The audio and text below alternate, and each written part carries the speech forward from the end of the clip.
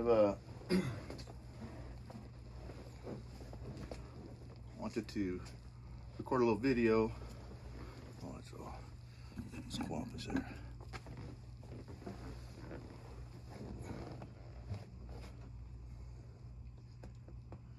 I'm Frank DeVito, and I wrote this song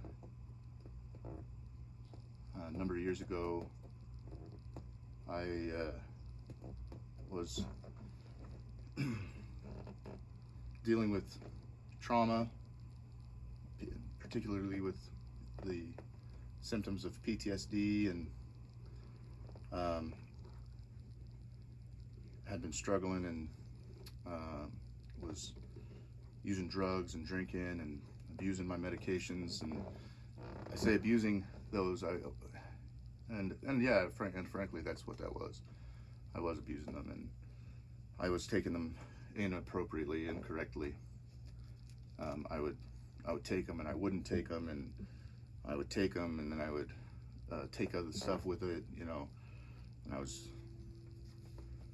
wasn't doing really well, and I didn't understand how to deal with PTSD. I didn't really know it as a thing. Like, I knew I was diagnosed with it, but I didn't understand it as an actual thing, And so even though, I had read about it and was experiencing it, even in all the reading, I still couldn't really see it in myself, And it took a number of years, and some of that, some partying, and I say partying, it took some drugs, and it took a lot of prayer, and it took a lot of medication and meditation and time for me to start to really get it. But along the way, I kept getting little pieces of things, and and I would get it a little bit, but I wouldn't really get it, and it took a lot of loss. I lost a lot on that journey, and and I got put in jail a couple of times, and every time it was some misunderstanding or altercation that occurred out of a misunderstanding. I got put in jail once. I was just in my house. I was in my own house. I was playing this guitar, and I was screaming lyrics that I was just trying to let it come out of me, and I was struggling so much because I didn't know what it was that I wanted to get out. I didn't know how to say it or talk about it because I didn't understand it as it was happening to me. I didn't understand what was going on inside of me, and I just felt feelings, and I was hurt. I was seeing stuff. I was crying uncontrollably in parking lots. I was raging and waking up from nightmares. I was scaring people, and I started to, drink and seek for medication to stop it, because I couldn't do it here. And there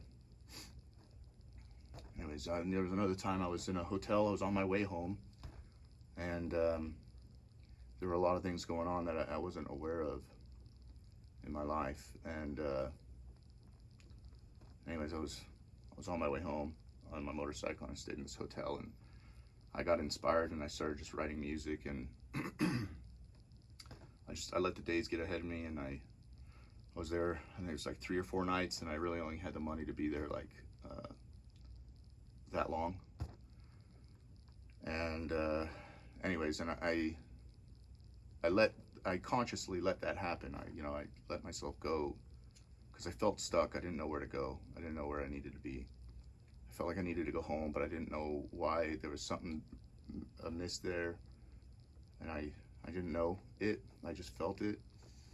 Anyways, and I later found out some things that, but I got picked up I got picked up there for literally the charge was overstaying my welcome in a hotel.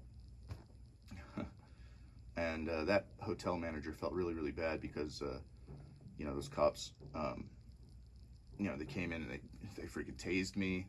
I was on, uh, man, it was a rough time. And then I spent like 6 months in jail during that time. It was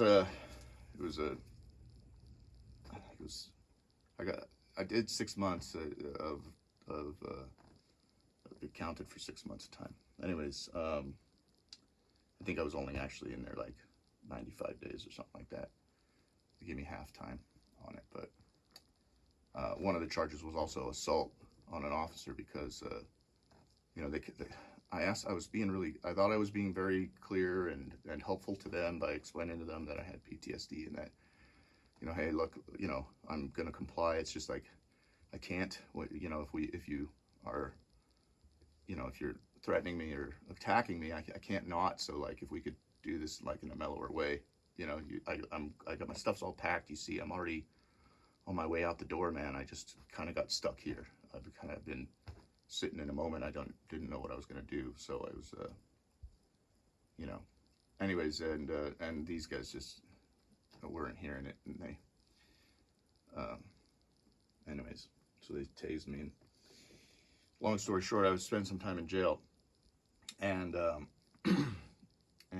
while I was in jail, I wrote a number of things. I had written a bunch of stuff that I combined into one kind of a talk, which was more of a like combined testimony, and artistically I tried to magnify my calling, right? Like just recognize myself as a Christian and a son of God, and so I really like embraced that, and I allowed myself to just speak very freely, and I felt like that was a little bit of a potent thing. It was a little too potent, and it was a little inaccessible, and so I ended up, I thought I had a copy of it saved elsewhere, but I ended up burning the originals and deleting the file off of my online presence, and that thing's lost. There's several others that are like parts of that thing that are out there, but that original thing, I don't know, it's gone. But I also wrote this song, and I wrote a number of songs, and this is one of them. And on Friday nights in the jail, we would, kind of sing. There's like the tier of cells, they start to sing, and it's beautiful, to be in this space with these men who are damaged in so many ways. So many are hurt.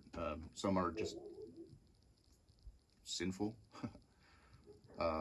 But there's almost always more to the story than that. In fact, the more I got to know them, the men, the more I questioned them about things, the more I was able to clearly see that and recognize, the humanity and the truth that was present, and the men were vulnerable with me, and I really appreciated that.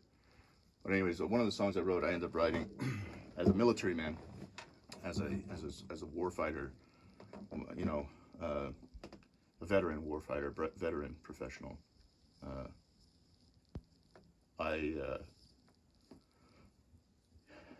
This song is a lot coming from that space, but it's also coming from the space of being, of losing my own freedoms, trying to stand up for things that, maybe just trying to stand up for my own freedom, right? My own right to be who I was and going through what I was, and reflecting that off of others who were in this jail was inspiring to me, and so I put together this song, and this is what I've got so far with it. I had the great fortune of being able to work with some awesome individuals, and bounce this thing around with them. My friends Ed and Joe, who both are and have been high-ranking personnel. They were soldiers too. They're soldiers also, and I appreciate them a lot for what they were able to bring to this. And and helping me to feel like maybe I actually had a song. But let me present it here. This we'll defend. Let me start. That's the name of the song. This we'll defend. This we'll defend. All of those who live for it. Freedom. Yeah, freedom. Freedom isn't free, it seems. Freedom. Yeah, freedom. Freedom costs some everything. Lest we forget. Lest we forget. Boys and girls who died for it. Freedom. Yeah, freedom. Freedom isn't free, it seems. Freedom. Yeah, freedom. Freedom costs some everything. I'll testify. I'll testify. The only thing to change is our minds. 'Cause freedom, yeah, freedom. Freedom isn't free, it seems. Freedom, yeah, freedom. Freedom costs some everything.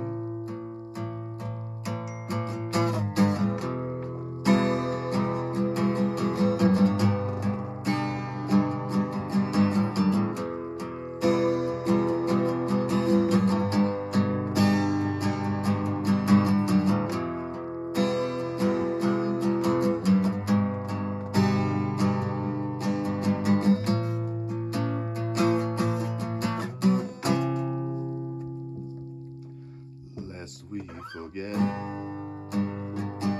lest we forget. Boys and girls who died for it.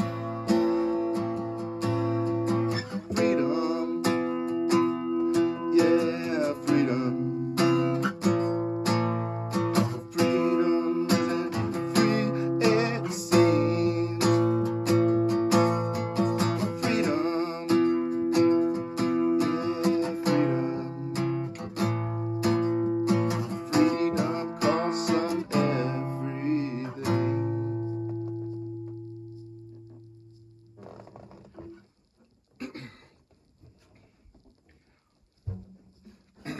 And that's how I feel about that. So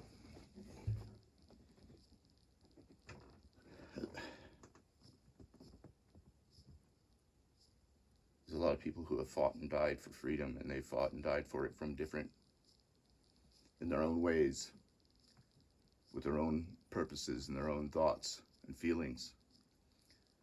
And when we honor them,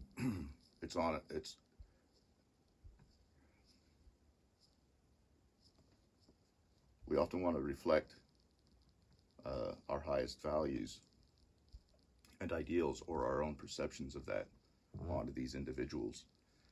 And I think it's a disservice sometimes to our humanity to not recognize people a little bit more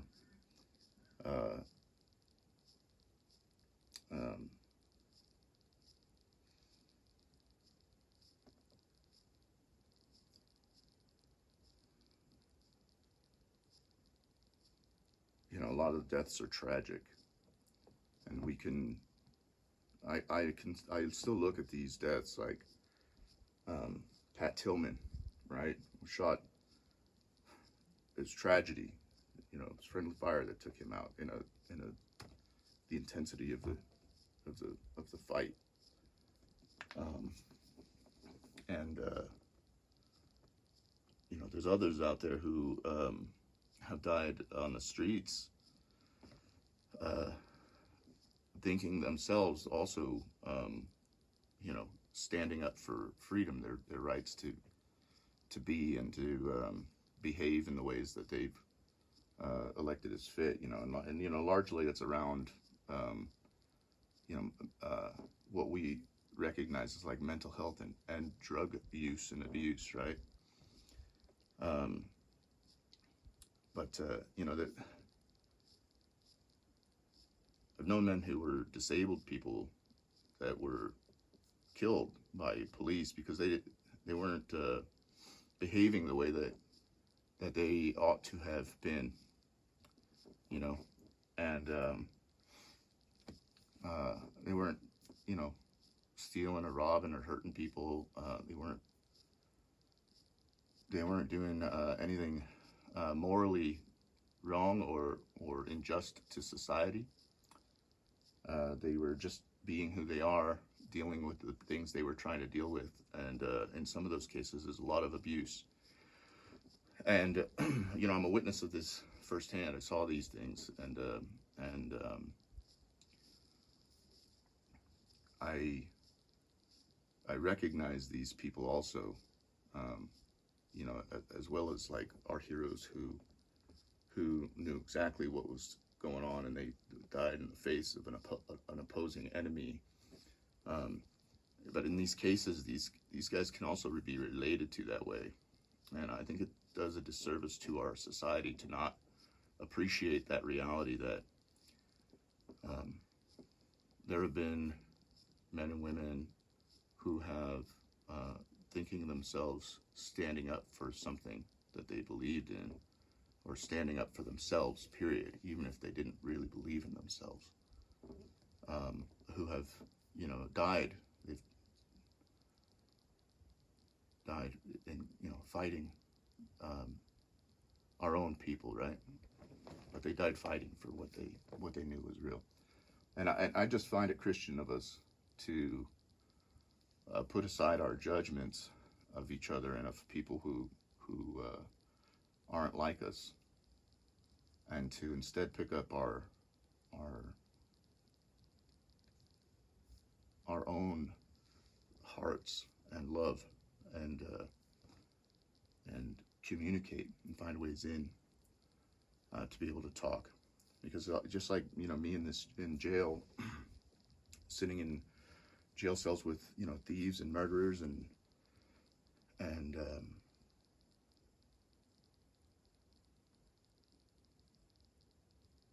being amongst them, like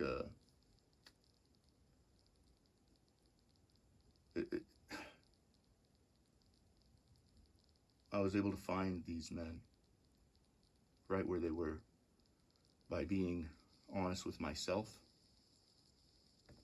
like truly honest with myself, and in love with my God over myself, like choosing my God over me, allowed me to see more and love more people and find greater compassion and intelligence to be able to get down to the truth of things with people. Men who were literally being trained to be to not tell the story. They were like being taught not to talk about it, but instead to just go with this system that would just conveyor belt them in and out. And so regardless of their crimes or what they had really done, or where they were really coming from, they're just, jumping through the hoops.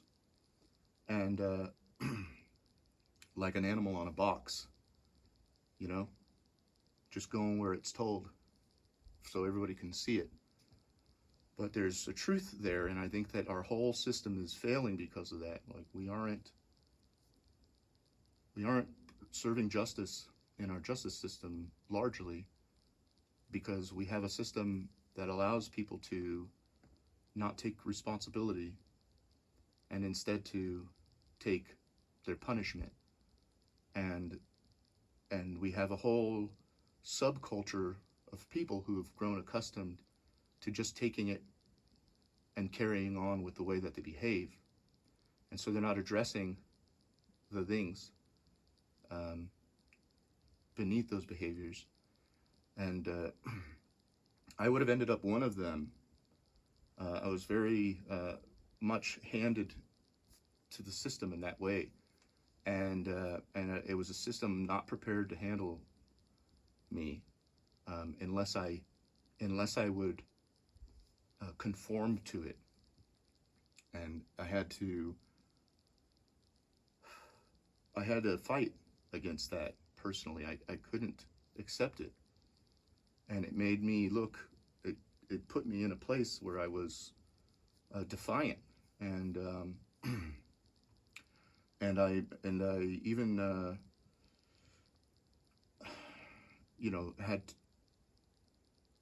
I had to be willing to not be humble for others in some ways. I had to be willing to stand up for what was really going on with me, because I recognized it. As I recognized it, I began to treat it like it needed to be treated, and I took care of myself. And I found that a lot of love and support that also didn't know how to take care of me. And so I even found myself having to sacrifice great relationships and time with wonderful people whom I love very much in order for me to be able to save myself from my own trauma, and discover what was really going on with me, and treat it properly. I am so grateful to have my relationship with God, because it was because of this relationship that I was able to change my mind and remain faithful to the truth. And so, while I can acknowledge that, my drug use or my alcohol use, and which is all the same to me, drugs and alcohol is the same thing, my seeking of like medication to try to alleviate the problem. Like even right now, I have like a hyper arousal happening, and it's incredibly uncomfortable, and it's very nerve-wracking. But I've been able to learn to endure that. And yeah, I mean, I also have learned that I do need medication to help me. That medication does help me. I shouldn't say need it, because I can live without it, but my quality of life is much different, and my ability is different. Which is another thing to consider also, is the ability of an individual, and whether that's like their permanent ability, or there's an ability to change the ability, right, through adaptation. And I believe that God has led and inspired me to become who I am today, from the man I was, say just 15 years ago. And while I am still the same boy, right, I'm still the same person I was prior to these events, I'm also more than that person was. And my experiences have been largely focused on recovering from PTSD, which I recognize fully as a disability. It's legit. And I've experienced it long enough to know that that's the case. And and I want to just record something. And I don't know who I'm recording this for. But I want to record it so that there was just some of my story available, and some of the story behind this song, This Will Defend. which is us, or lest we forget, right? Um, it has there's a lot of personality in that song. There's a lot of experience there, and the experience is wide, and it varies from being a warfighter who served, and I served. I want to say I'm proud of my service, but I'm so honored to have been able to serve in the capacity and way that I did. Like to be able to have, and that's where, you know, maybe I'm proud of that too, that I was able to bring the best of myself through that, and it might have saved me, and it might have saved some other people's lives actually. The fact that I did bring the best of myself, and and was able to function unafraid. Um, you know, some of the qualities that I developed in that process, including made me something that makes some people afraid. And there's good reason, because yeah, I can be scary. That's a thing I can be. I can be very dangerous. And I'm also incredibly disciplined in those times, and can be. Um, and I have not always been. But in those life or deaths, I've been able to do more than survive. I've been able to be an active participant in those situations, and did things to disarm and change other potential outcomes to better ones. Um,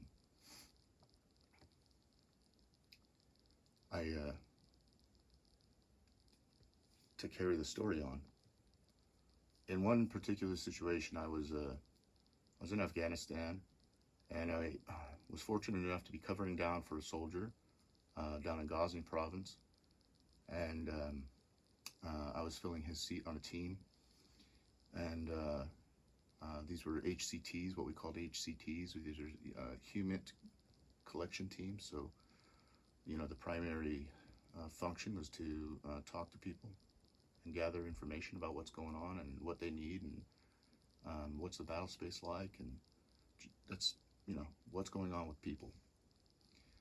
And it's a wonderful thing, and it's a career I revere. I think what a wonderful, wonderful thing.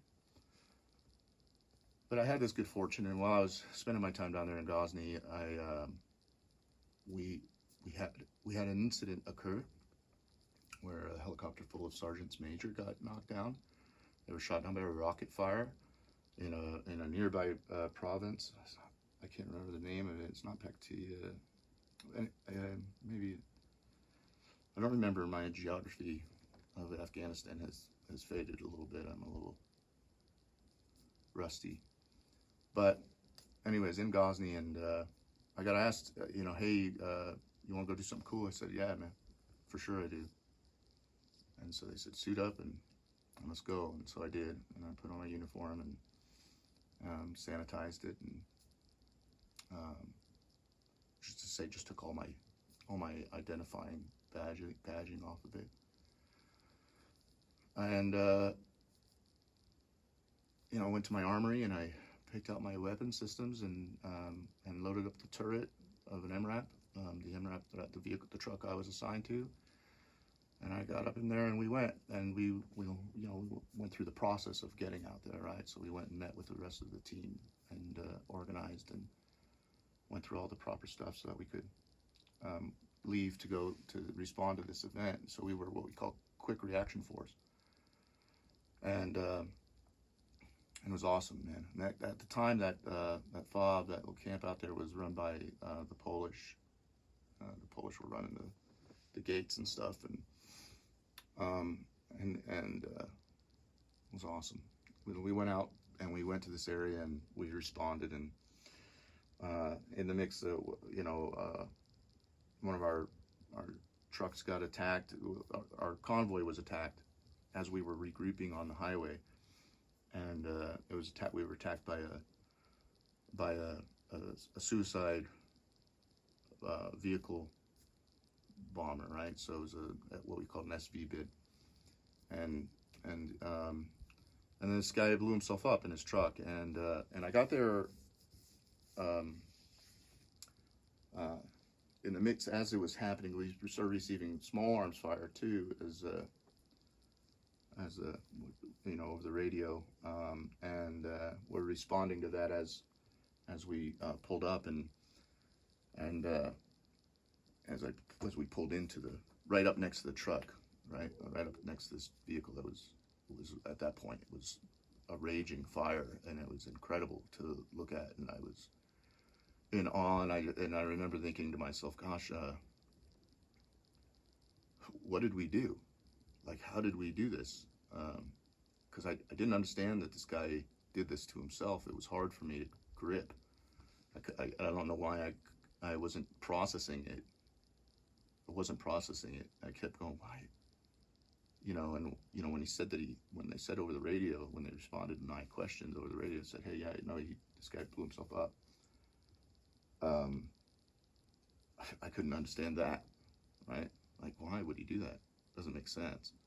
The whole like fanatic, suicide bomber thing, I had found was not a very common or accurate thing. That's a real rarity. Not rare that people would do it, but rare that they'd just be so gung-ho about some fanatical thing that they would do it. Those persons were rare, and then almost all the cases that I was able to observe, they were manipulated into those situations, and sometimes with severe and horrifying circumstances. And this guy, it proved later, was no different. But anyways, that action and that event took hours, but it just feels like it was like really fast. But it was hours. We were out there. There was a gunfight, and anyways, we were leaving there, and everybody was on high alert, and we had an order from the convoy commander to, that if they didn't get off the road, we were to shoot them, because we weren't going to deal with this again. And I had opportunities arise. There was an opportunity arose where I could shoot a man. I would have shot the whole vehicle up, but they weren't getting off the road, and we were closing in, and I chose to use a flare. And I fired a flare at them, and it scared them, and they got off the road. And I'm so grateful that opportunity came and went that way. As frightening as that must have been for those people, the alternative was death. And I feel very honored to have been in that front of that convoy in that way, to be able to take that action in that fashion. I had a lot of trouble later, that it just kept building over the years about, not that's part of the situation, but about that guy that blew himself up. I couldn't understand it, and I couldn't just let it go, even though I just thought, that job's done, so I don't, let it go. The job's over. And I could not. And it took a long time for me to work it out and figure out where my problems were with that. But in the meantime, I had a lot of behavioral health issues. And I couldn't understand those. I couldn't see that I was not behaving well, or that any of it was inappropriate. I couldn't see it. Couldn't understand that, because I felt like I was right. I couldn't see what was going on. And I feel bad for that too, because because that brought a lot of my trauma, brought a lot of trauma to others, brought a lot of I say trauma, it brought little t trauma to others. Little t meaning, I wasn't threatening people's life, but I was definitely scarier than I realized for some people. And, and I had some very good relationships that didn't go well because of that. And,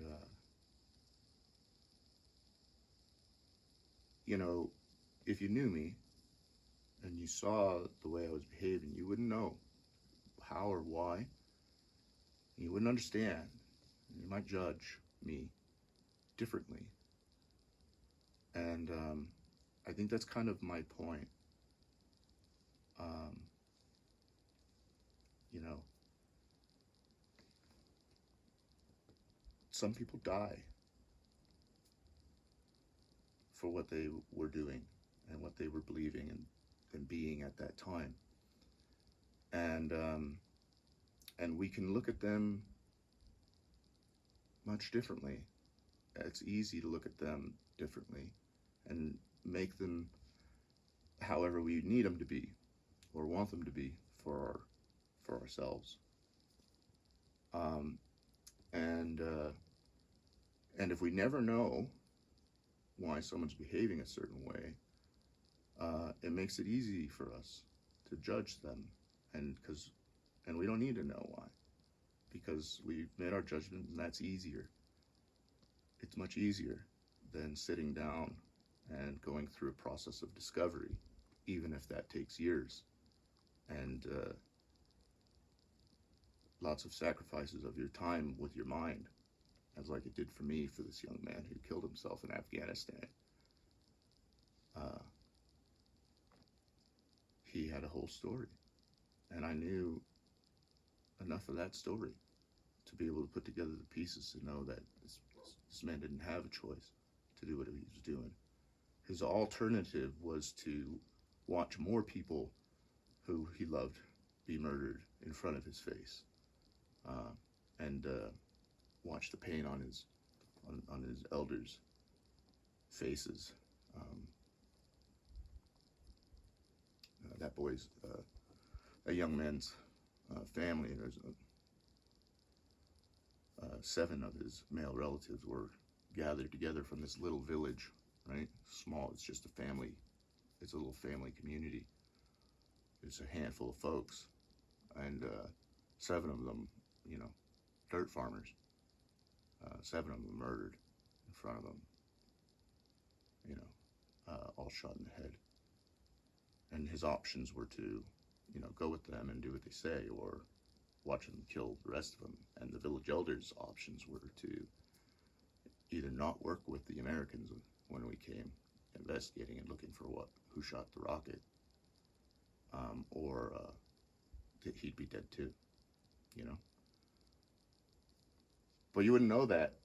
Instead, you might think this guy who blew himself up was just another one of these radicals who is just fanatical about his ideology and is willing to kill others with his own life, thinking he's going to get some kind of glory for it.